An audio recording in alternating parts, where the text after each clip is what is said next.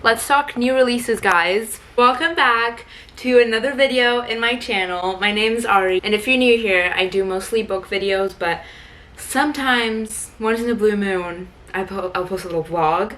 I'm a college student, but I love reading, so it's like my passion YouTube. For this video, we are going to be doing a part 2 of reading my most anticipated new releases of 2025, because this year is just so many new releases are coming out, and I have to read them all, because how could I not?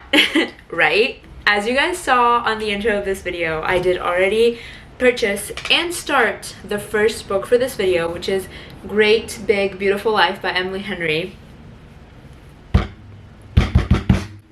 So good. So far, it's so good. I want to give you guys a little bit of an update on this, but if you're interested by this video idea, I did part 1, and if you guys want to go ahead and go watch that video, it'll be up. You guys can go ahead and do that. There's kind of like more fantasy on that video, and then for this one I think it's mostly, if not all, gonna be just romance books. I have so many notes on this book. First of all, we need to talk about the exterior of the book itself, because I did not know Emily Henry decided to do special editions for this book. So this is the Barnes & Noble. You have a little bit of pink, a little bit of orange, and then the inside is pink, and this is what it says. It was brief and it was beautiful. And then the insides look like this, which this is me. If I were a book, this is my exterior, this is my inside, like this is me in a book. But there's also the Target edition, which I think it's like, it doesn't have any pink on this cover, and then the actual hardcover is red, and it says, "Welcome to a great big beautiful life." Something like that. They're both absolutely stunning. You guys know pink's my favorite color, so I did have to get this one, but I didn't even know there were different versions. I usually just go to Barnes, because it's a different experience to get a book release at Barnes than just go to Target, you know? Something else I wanted to say, the font. I think it's one of my favorite fonts ever. I don't know if you guys noticed those types of things. There's specific fonts that really help me get into my groove of reading. Fonts that literally distract me, and my head is like, why is this font like this? Change it right now. And that's when I have to get the book on Kindle. Maybe that's something that I should look for, that I should be looking at myself for. Like, why do I do that?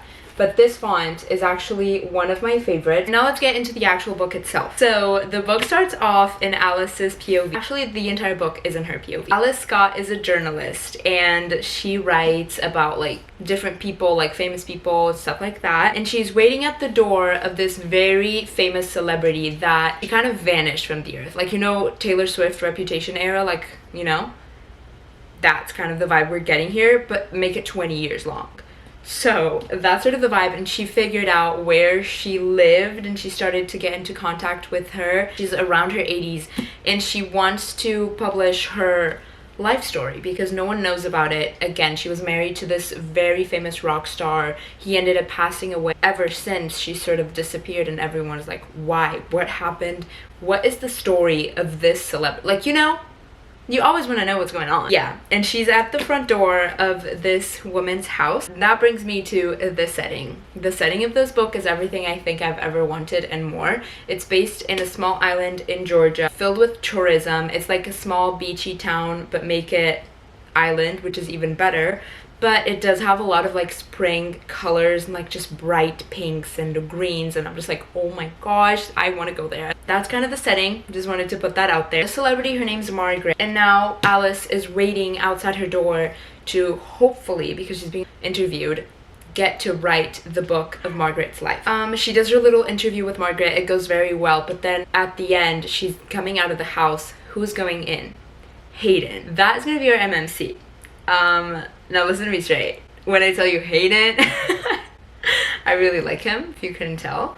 But Hayden, he's also a journalist, of course. Let's just say he's more, should I say experienced? No, he's more notable. He's more known. He won a Pulitzer Prize, which, if you're into reading, you know how big that is. Worked with a lot of famous people before, and pretty much all of his work is just recognized, and it's perfect. So when she sees him outside waiting to be interviewed after her, she's like, this might not be what I thought it would be. I might not get it, you know? And then it kind of goes from there. They keep meeting, Hayden and Alice. They keep meeting at these weird, not weird, but funny locations. They have funny interactions, which I really like. I would like to say that the writing, perfect, as always. And another thing that I would like to say is that as soon as I found out that they were both journalists, the first thing that came to my mind is book lovers, because they're both writers and book lovers. I love, like, Book Lovers is one of my favorite books ever, and I love it because they're both writers and they both get it. So when we had that here, I'm like, oh, this might become my favorite thing ever. And so far, it is. Like, I'm loving it so much. I kind of wanted to update you guys. I'm now on chapter 19, which is literally halfway of this book. I'm so, like, I was in class like literally 30 minutes ago and I was like, I need to get back to my book. Get me out. Get me out of this classroom. I need to get back to my book. Another thing I love, the main character is my height, so we got that representation going. And I had a quote I wanted to read you. I have a lot of quotes, actually. I'm annotating this book. I love so many moments. I will say the romance is kind of unexpected for me. You know, like, it's not really giving romance, but I'm loving it so far. Like, okay, so first of all, this is one of the characters is saying this. I understood what really mattered. I understood my priorities. I understood what, in this life, was non-negotiable for me. A lot of people don't find that out until it's too late. They wait to say things and they don't get the chance. And it's not, like, it's not anything special, but I loved it because I relate. Like, I feel like a lot of people are so worried about things that aren't, you know, actual things in the span of your entire life. And then there's this one quote. I'm not going to say the names of the characters that it says here. I've always wondered if I actually want to be a mom or not, and this quote made me want to be a mom, however sad it is. So let me read it. It says, this character, I'm going to say Mocha. I thought mochi, but make it feminine, so Mocha. Mocha missed directing, missed being at the studio every single day, but she also missed her daughter every time she fell asleep. She wondered how she would survive having her soul split like that. She knew for certain she could never be fully contented again, as long as she lived. Half of her would always be elsewhere. Now listen, does this make me want to be a mom? Yes. Why? I don't know, because it's one of the saddest quotes I think I've ever read, like, regarding parenthood. It's also so beautiful. It made me think of my mom. Let me read one more, last one. Love isn't something you can cup in your hands, and I have to believe that means it's something that can't ever be lost. This quote, actually, like, I love it. So far, it's looking really good. It's everything I've wanted. Thank you so much, Emily Henry. So far, I'm loving this. She's not watching, but a girl can dream.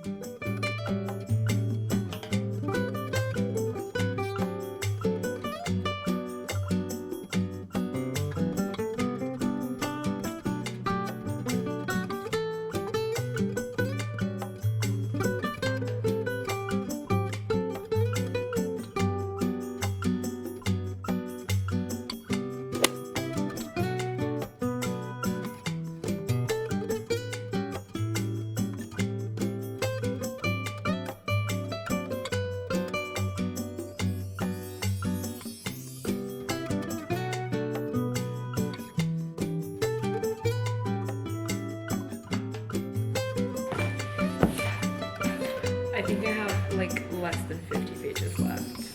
I don't want to finish it.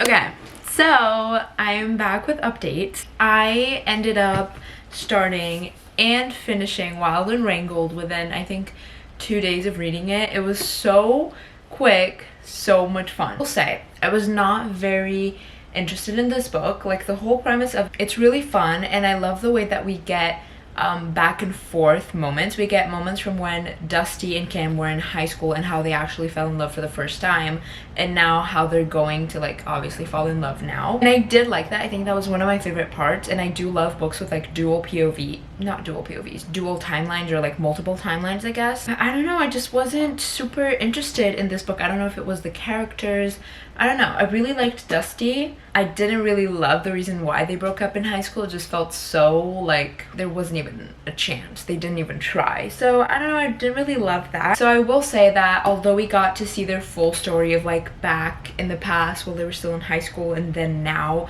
I still did not connect to either of them, and I don't know why, honestly. I'll say that I do love that we finally got to finish off this chapter of all of these 4 books that have had so much love between them. All of these characters like love each other so much. There's so many beautiful friendships in here that I feel like that's my favorite thing in this series, is the amount of, like, you just know these characters from the first book until now. You've seen all of these same characters just like helping each other out and growing together, and I really enjoy that. My rating was not the best. I think this is my lowest rating for my highly anticipated books that I've been expecting so far this year, but I did give this a 2.75 stars. Those are my thoughts on this one. Hopefully next week's book is going to be a little bit better than this one, but I guess I'll see you guys then. Guys, okay, first of all, ignore my bed. I'm in the process of washing my sheets, as one does. You can probably tell that I have an Amazon package in front of me,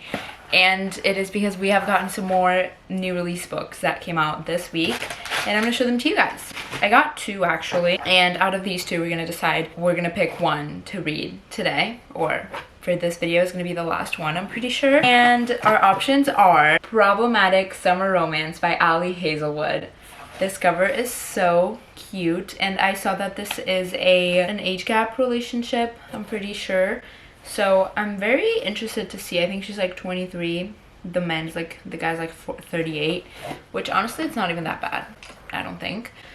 But I guess we're gonna see. I'm super excited for this book. I did not read Hazelwood's book, like the last one that she published, which was Deep End, because I saw that I just wouldn't really like it based off of what it was about. And so I was like, let me not read that one. But I've read pretty much all of her other books. I actually don't remember reading Not in Love, but I went back and saw my rating and I actually gave it 4 stars. And then, yeah. I also haven't read her young adult novel yet, Check and Mate, because I'm not into YA. Like, it is what it is. And then we got another book, which is It's a Love Story by Annabelle Monaghan. And I'm really in between which one to read. I guess we'll see which one I actually decide on based off whatever one I start. But these are our options. This author, she writes so well. I first heard of her, I believe, last summer, and I think I read maybe like 2 of her books. I think she has 3, maybe 4 now. Yeah, she has 3 books. I'm pretty sure I've read all 3 of them. Actually, let me check. I have a book from her that I haven't read yet, which is, I think, Summer Romance. But yeah, I have both of these here with me today, and I'm just gonna randomly decide which one to read. Also, in case you guys haven't seen, this book is actually a continuation, or at least is in the same universe as Not in Love, which is her previous book, again, in this thing. I didn't know that, so in case you want to read that one first. And then this author, her books are very deep, but her writing feels very easy to me. Like, it just feels comforting as well, and she sort of gives off a little bit of a Emily Henry feeling to me, so definitely excited to read this book as well.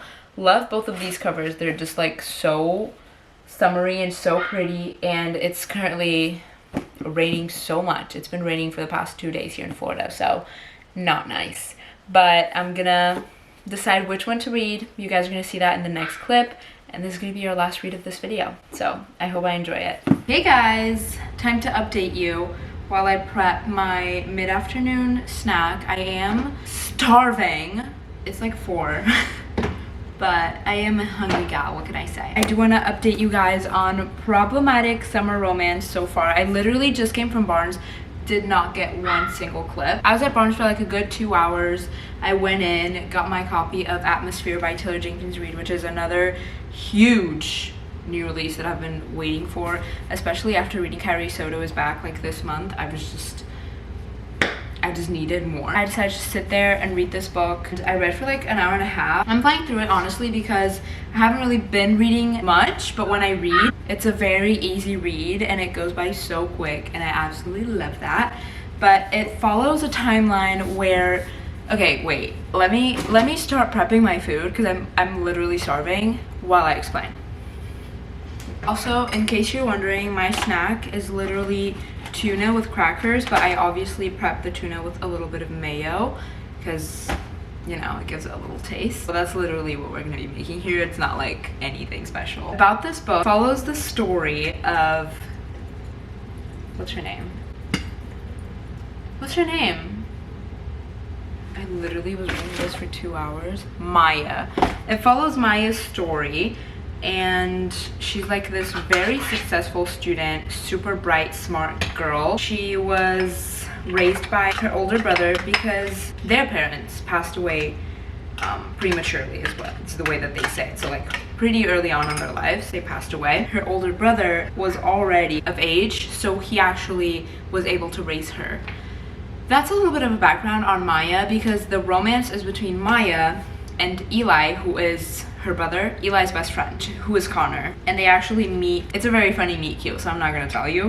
I really liked it. It's very like out of the norm. It's very just like kind of random, but I did enjoy it. The book follows the week before Eli's marriage to his fiance. And I think that was the first book that I told you guys about, Not in Love. That's what it is. That's like Rue's and Eli's romance. I really like the way that it's written in the sense, or like the way that it's timed, because we have POV of like right now, from like, you know, 7 days before the wedding, 5 days before the wedding, 4 days before the wedding, 3 days, you know, and it goes like that. But then in between we also have things from like 4 years ago, 3 years and a half ago, 3 years and 5 months ago, you know, and we're getting all of these like updates, and the story is starting to obviously come together, and I'm really liking that. It's a very interesting romance, and I think the whole plot of the book is that he is 15 years older than she is. She's 23, he's 38, so, you know, it is a very big difference. And he's also brother's best friend, but that doesn't really come into play here, so I guess we'll see how that goes. I'm just really liking their connection. It feels so genuine, and I'm loving this writing, which I don't think I remember Ali Hazelwood writing like this way. I'm really enjoying it, and what else can I say? I'm really liking this book. I don't think I did a good job of explaining anything about it there because I'm so focused on this. So I'm gonna go eat and read, and hopefully by the end of the video we'll see what my rating on our last book for this video was.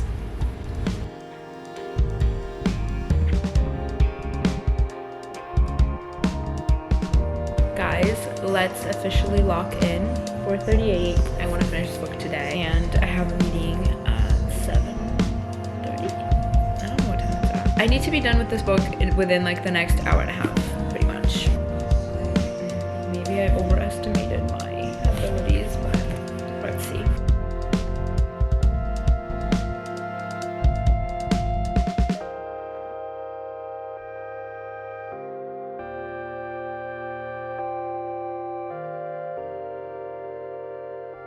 Alright guys, let's finish up this video very quickly. I am here with all 3 books that we read here in this video, and I'll be giving you guys my final ratings and opinions very quickly. Let's start off with Wild and Wrangled by Lyla Sage. I feel like I've talked about this book the most regarding my final rating, which was a 2.75. Definitely my least favorite in this whole series, but the feeling of having all these characters around for so long was still so. A Big Beautiful Life by Emily Henry was a 5-star for me. I just feel like this book was written in such a beautiful way. It was giving Taylor Jenkins Reid in the best way possible, with the perfect connection that Emily Henry writes. It was just everything to me. I really enjoyed it. It was giving a little bit of like historical fiction, but it was still giving romance. It still had a little bit of a rom-com in here, and I loved it. There were so many quotes in here that I absolutely loved, and I recommend everyone read it. And then lastly, Problematic Summer Romance by Ali Hazelwood. I did not talk a lot about this book, but this ended up being so lighthearted and just fun. I ended up giving this a 3.75 stars, and it was just a fun read. Nothing too serious,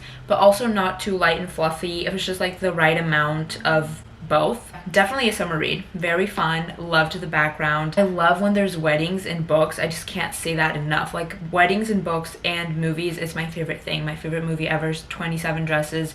So like, I don't know. Anything that has weddings, anything's wedding themed, I want. Hopefully you guys enjoyed this video, and let me know if you guys have read any of these or all three of these books, what you thought of them. If you have any video ideas for me in the future, post them down below, and I'll see you guys in my next one. Bye!